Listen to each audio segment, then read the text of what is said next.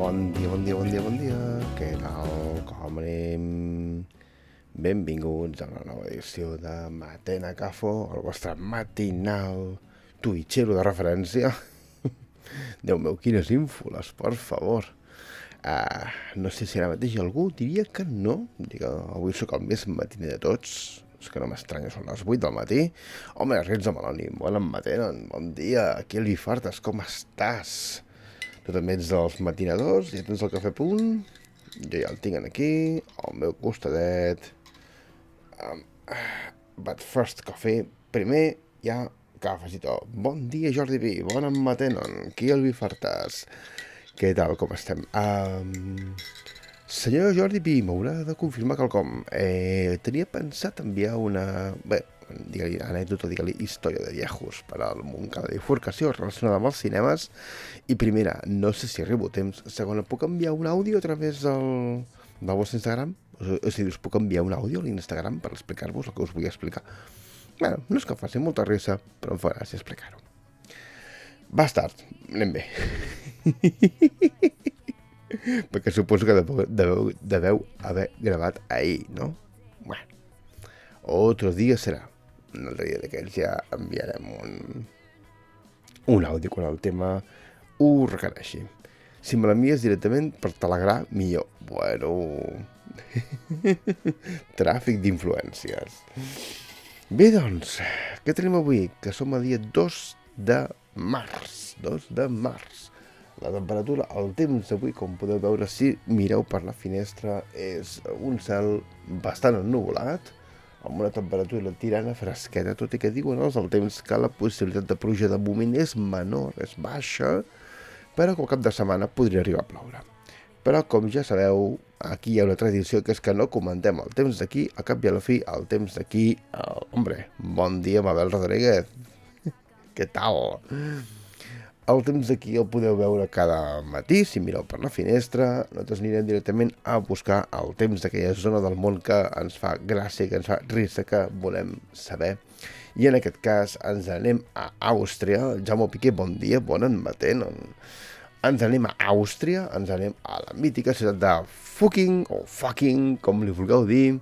I a Fucking Àustria tenim una màxima de 11 graus, una mínima de 2 i els cels igual de nuvolats que aquí. Si aneu a buscar el poble aquest de Fucking Àustria, o teniu pensat quan s'acabi la pandèmia anar a Àustria a fer-vos una foto, una mítica foto amb el cartellet de Fucking, que sapigueu que aquest passat, fa uns mesos, l'Ajuntament de Fucking va decidir que canviava el nom del poble i ara es diu Pucking. És a dir, com fucking, però amb P, pucking, ¿vale? Que si no fos perquè porta una C, podria ser puking, que vol dir en anglès vomitant. D'acord? O sigui que passem de follar a vomitar. Molt bé, molt bé, molt bé. El santoral, què tenim avui? Doncs que avui tenim que és Santa Àngela de la Creu Guerrero González. Sí senyors, avui tenim una santa amb nom i cognoms, perquè és una santa espanyola, concretament sevillana, que va ser entronitzada als altars, per dir-ho d'alguna manera, l'any 2003, o sigui, fa relativament molt poquet. I és santa perquè resulta que era una noieta que era molt pobra, que era d'una família de sabaters, i que a més estava molt malaltona. I ella volia ajudar els pobres i els malalts i els desvalguts, però la seva salut no li ho permetia. Per tant, va decidir que en lloc d'ingressar en un ordre religiós concret, muntaria o fundaria una mena com d'institut, com d'institució en la que ajudaria els pobres, com una casa de la caritat, una cosa similar, a Sevilla. És a dir, que podríem dir que podria ser una santa per la seva acció, diguem-ne, de cara als pobres, la seva acció de benevolència i o perquè podria ser una de les poques sevillanes que en aquella època va fundar i per tant va posar a treballar en alguna cosa. Ja, ja, ja. El chiste de los andaluces vagos. Doncs bé, en la part de les efemèrides, unes efemèrides que, òbviament, venen a càrrec de la meva estimada mai prou valorada esposa Mabel Rodríguez, que s'encarrega cada dia de passar-me tot un llistat d'efemèrides del dia. Bon dia, Nunzor, què tal? Com anem? Després del cafetó? Espero que sí. I si no, ja te'l pots prendre amb nosaltres. Doncs en aquell llistat d'efemèrides que em passa la mare cada dia, n'hi ha dues que em sobten o que em criden l'atenció del dia d'avui. Tal dia com avui, el dia 2 de març del 1974, era assassinat Puig Antic, Salvador Puig Antic. Recordeu, militar anarquista, antifeixista, antifranquista i un dels últims represaliats, diguem-ne, amb una certa duresa per al règim franquista abans de la mort d'en Paquito, d'acord? En aquells temps en els que ser un represaliat polític anava més enllà de que et concedissin o que et deneguessin el tercer grau a la presó. Però de l'altra banda, Dios des de més diu, un moment, que no diu, però has digerit que avui porto despert des de les 3:30. Mare de Déu, mira, més o menys estàvem desperts a la mateixa hora, però jo m'he acabat adormint al final. Així que, mare de Déu. I això com ha estat, Nunzor? Com és que portes despert tanta estona? Què és això que t'ha passat?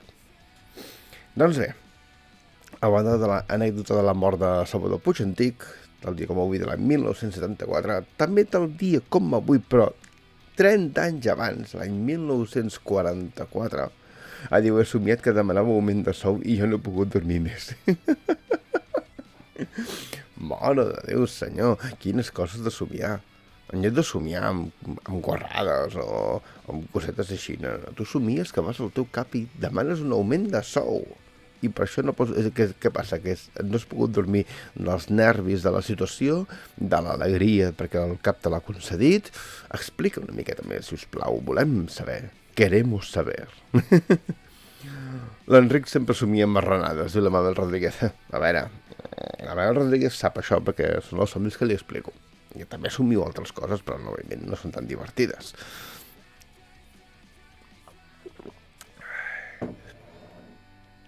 Mare de Déu, som 5 persones ara mateix en aquesta transmissió. Jo tinc la sensació que les transmissions a les 8 del matí en punt sempre tindran menys públic, per dir-ho d'alguna manera. En Luthor diu, fa 5 anys que no m'han pujat res i el vaig demanar fa més d'un any i em van dir que no. Una setmana abans del Covid, de confinaments, em van dir que s'ho estaven mirant i ara fa un any. És a dir, porten un any mirant-s'ho. És com un... Diguem-ne que s'ho estan prenent molt amb la calma, no? Un any mirant-se si pugen o no te pugen el sou, vull dir, és espectacular. En Jordi Pi li envia ànims i escalf al senyor Nunzor i crec que és quelcom que podem tots els que estem aquí compartir i enviar-li així en paquet certificat al senyor Nunzor perquè pugui aguantar el dia d'avui que entre que ha dormit poc i el dia de merda que és li costarà. El Nunzor diu, odio la paraula escalf, em quedo amb els ànims. Doncs bé, el que us deia, si tal dia com avui de l'any 74 moria a Salvador Puig Antic, tal dia com avui de l'any 1944, 30 anys abans, es creava quelcom important a les nostres vides. El document nacional d'identitat, o DNI. Sí senyors, el DNI. Atenció, Charles Ingalls acaba de fer una raid i un host amb un espectador. Per tant, Charles Ingalls, moltes gràcies, benvingut. Cafetito? Vinga, va. I bon dia, bon matenen, qui el vi farta Charles Ingalls sabotage. Érem 4, hòstia, quina putada, éreu 4 i només ha vingut un. Que potser han vingut els 4, Vull dir que a vegades passen aquestes coses, que de cop i volta es torna boig el Twitch aquest, vale? I de vegades et diu que fas una red només amb un i al final resulta que eren 55, saps?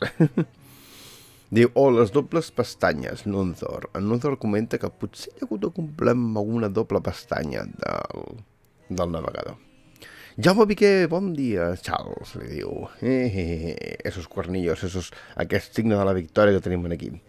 Doncs bé, per què és important la creació del DNI? Per mi, perquè resulta que li ha donat als fatxilles, espanyolitos, garrulos, canis, com li vulgueu dir, una excusa per molestar-nos, entre totes les cometes, parèntesis i claudatos que vulgueu posar en els catalanets o independentistes en general, tot dient-nos què ponen tu DNI.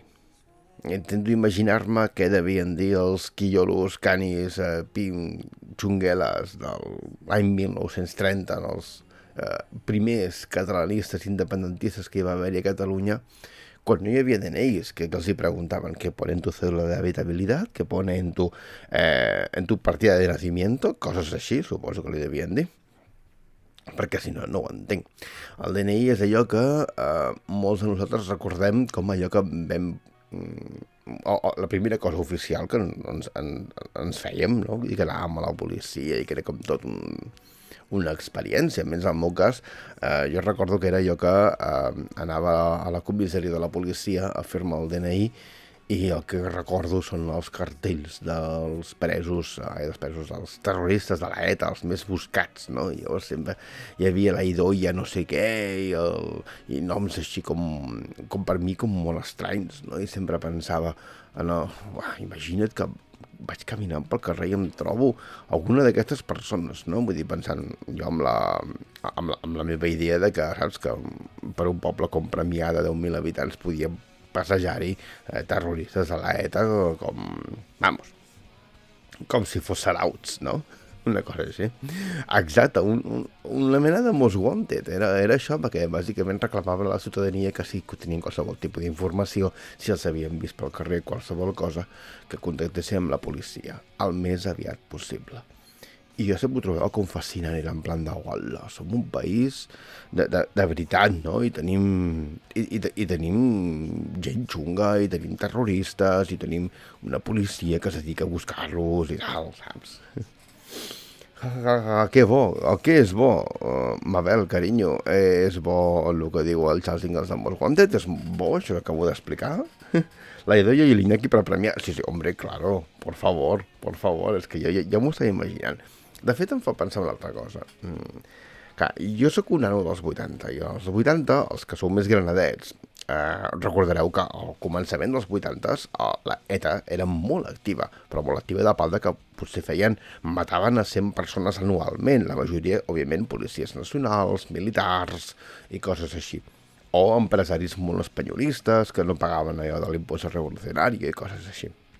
Però corrien moltes llegendes urbanes per tot arreu, com per exemple que deien que el típic nen que li havia donat una patada a una caixa s'havia quedat sense cama.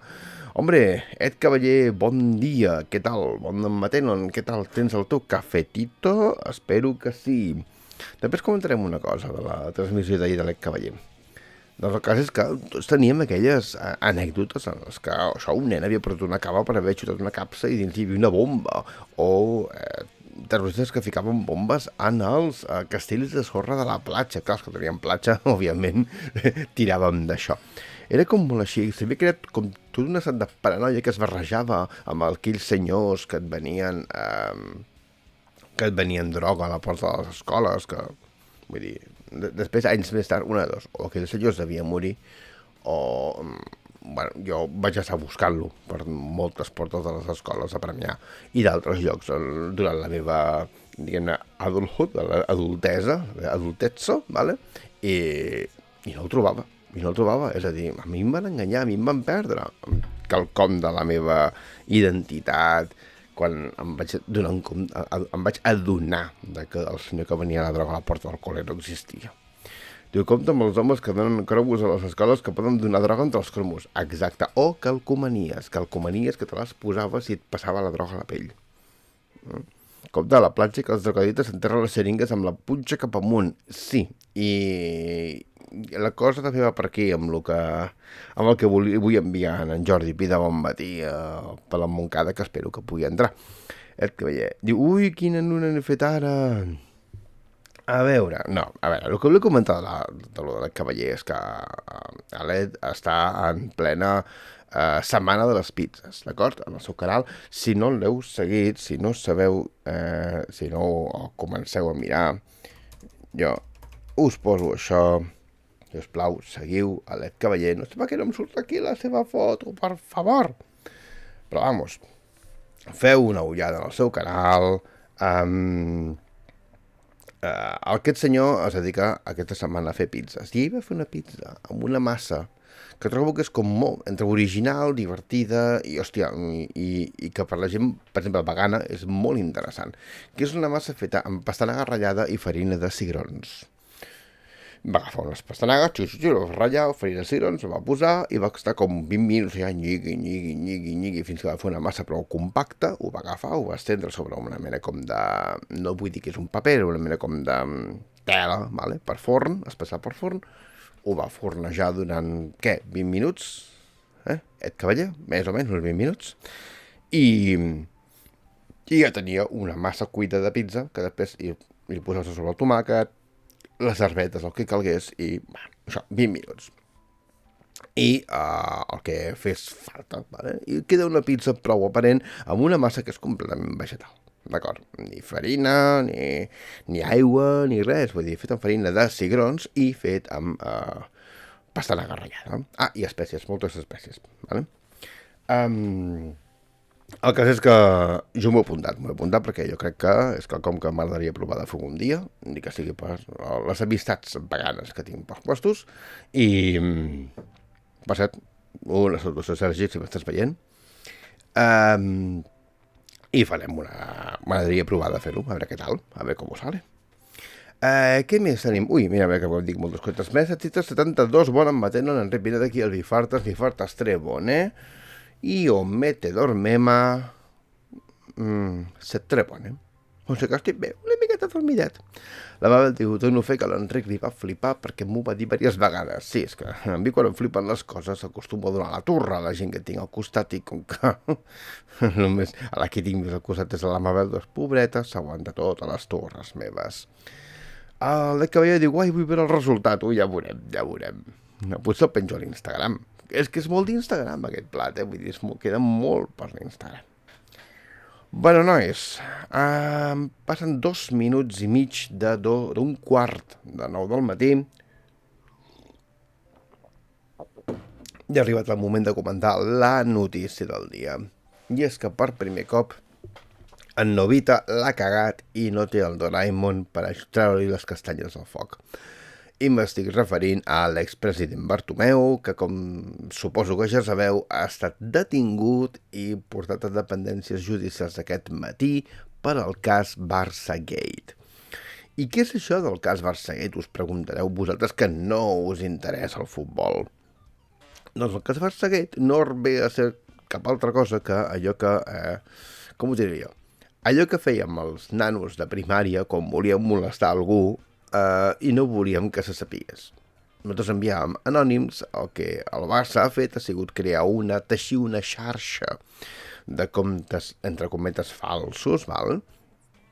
Per començar a crear un estat d'opinió favorable a la junta directiva del Barça i a atacar a elements disruptius o a corrents d'opinió diferents al que seria el corrent oficialista dins de la junta directiva de Can Barça.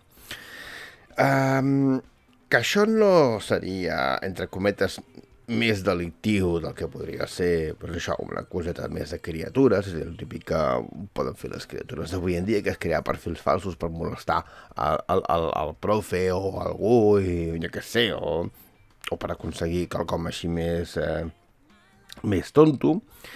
Però el cas és que la junta directiva de Can Barça va fer servir diners de la caixa del club, i no pocs, estem parlant de milers d'euros, bastants centenars de milers d'euros, per contractar una empresa seriosa, o entre cometes seriosa, perquè fes tota aquesta xarxa de comptes falsos i de perfils d'opinió clarament favorables a la junta directiva de Can Barça. Quan això ho va destapar, perquè ho va destapar la cadena SER, en concret 2 periodistes de la cadena SER, van destapar aquest escàndol, aquest Barçagate. Òbviament, la junta directiva va reaccionar tard i malament, va dir que ells no tenien absolutament res a veure i que si... És a dir, que ells no havien contractat i que si ho haguessin fet no tindrien res a veure amb tot això, cosa que, com diuen els llatins, allò de excusate non petita accusatio manifesta, una cosa així, en plan de que, és a dir, si fos una excusa molt gran és perquè es feia quelcom encara molt més gran. El que van acabar de reafirmar és que realment havien fet això, havien agafat i havien contractat aquesta gent perquè fes aquesta xarxa de comptes falsos. I ara doncs s'enfrenten a la justícia, perquè se suposa que això no se pot fer. Diu, el problema és que van fraccionar contractes... És veritat, sí, que això m'ho estava oblidant. Van fraccionar contractes per evitar l'escrutini a nivell del Departament de Finances, clar.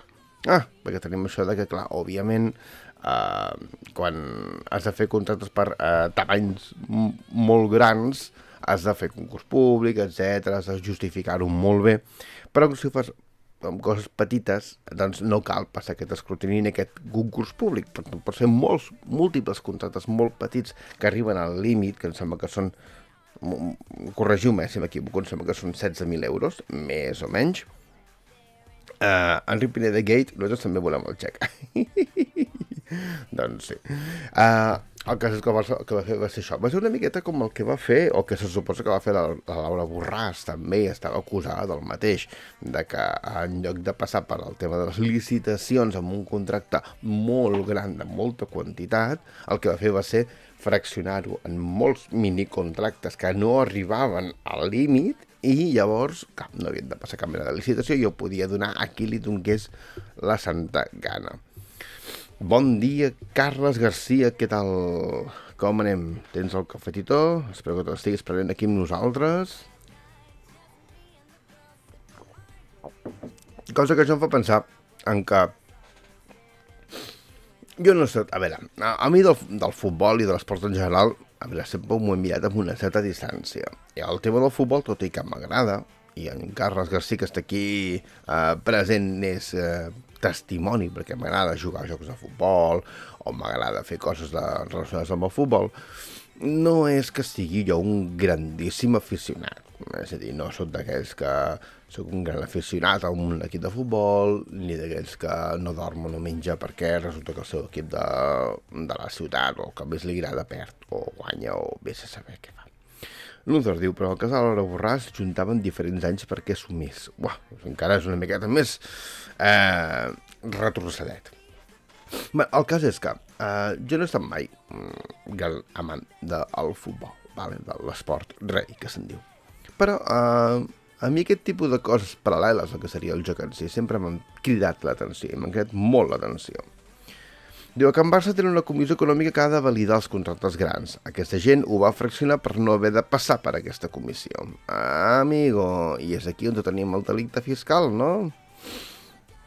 Però és que a banda de ser un delicte fiscal, és que pensem una miqueta, és a dir, tu li has pagat una pasta gansa a una agència de comunicació perquè tiri merda contra els teus rivals, els possibles rivals en unes eleccions a la junta directiva i a jugadors de futbol que resulta que no comparteixen els teus ideals. O sigui, vist així, amb la perspectiva que et donen aquests... una miqueta el fet de que no és quelcom esportiu, és a dir, tu agafes això mateix i en lloc de Can Barça ho poses a qualsevol altra empresa, a qualsevol altra activitat econòmica, per dir-ho d'alguna manera, i és cutre. És que bàsicament, si no els entruien per un delicte econòmic, jo els entrullaria per cutres, perquè no és molt tonto anar-te creant, per exemple, pàgines de Facebook en què un suposat corrent oficialista de Can Barça, que no és oficialista, com que ho fa, ¿vale? Es dedica a tirar merda, per exemple, contra Joan Laporta o contra altres possibles candidats a la junta directiva, o sigui, a la presidència del club. Que, com diu el Mestre Tites, diu, hi ha dues facetes en aquest cas, el delicte econòmic i l'ètica molt discutible. És que, a veure, el delicte econòmic ja, malauradament, estem acostumats tots a veure delictes econòmics per A o per B, però és molt flipant, és el que diu la Mabel, és de novato de les xarxes. És que és com dir, tio, novato i cutre, és que és cutre. És a dir, quina necessitat tens tu d'anar tirant merda contra la resta dels candidats o contra els jugadors que s'han mostrat crítics en la teva gestió esportiva? tio, callar-los la boca fent les coses bé. Vull dir, a Can Barça veuen com molt més delictiu el fet, per exemple, de que s'hagin gastat milionades en jugadors que no han arribat a jugar ni un maleït ni un trist minut de joc a Can Barça, que després han estat malvenguts a altres equips del món, allò, bàsicament engreixant la butxaca d'intermediaris que segurament estaven compinxats o en nòmina del club, com li vulgueu dir. És que és molt cutre. Penjat, també és flipant que es permetin aquest tipus d'empreses que fan aquesta activitat de llançar rumors, trolls, etc. com la cosa més normal del món. Un moment. Alto les seques, stop, sisplau. Charles Ingalls s'acaba de subscriure al canal. Moltes gràcies. És veritat. Tenim un moment. M'ha donat una bona excusa per treure aquest. Lo saco, Mabel, lo saco. Charles Ingalls, gràcies per la teva sub. Amb aquests dinerets farem coses que potser veuràs tu. Així que gràcies per la teva sub. I farem festa grossa. Així que gràcies un cop més a tu.